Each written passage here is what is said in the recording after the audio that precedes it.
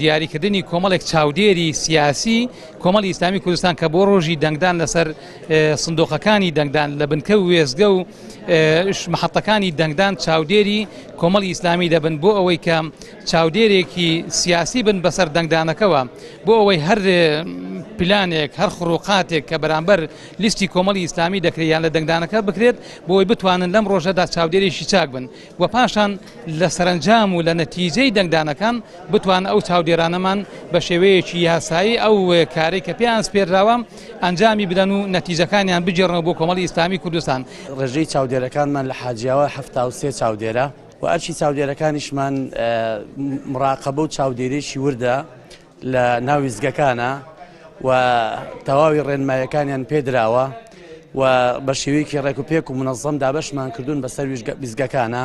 بە شێوەیەکە لەگەڵوان گونجاو بێت و شوێنی دەنگدانی خۆشیان بێت. بریکارەکانی کۆمەڵی ئیسلامی لێبراون خۆبەخشن بە ئەرچێکی شەرعی سەرشانی خۆیان دەزانن بە پارە و بە ئەو شانە نەچوونە سەر سندۆقەکان. ئەوەی کە گرنگترین شتە بەلای ئێمەوە پاراستنی دەنگانی کۆمەڵی ئیسلامیە و پاراستنی سومعی کۆمەڵی ئیسلامیە. دەنگانی کۆمەڵی ئیسلامی طبیعی ئێمە دەیان پارێزین و لە پێنا و ئەوەی کە وەکو چۆن ئێمە پارێزگاری لە سەرۆرەکانی ئیسلام دەکەین بە هەمان شێوە پارێزگاری لە دەنگانی کۆمەڵی ئیسلامی دەکەین بێ بەرامبەر و لە پێناو خوادا و طبیعی ئەم پاراستنەی ئێمەش بۆ ئەوەیە کە بە هەمان شێوە دەنگان پارێزراو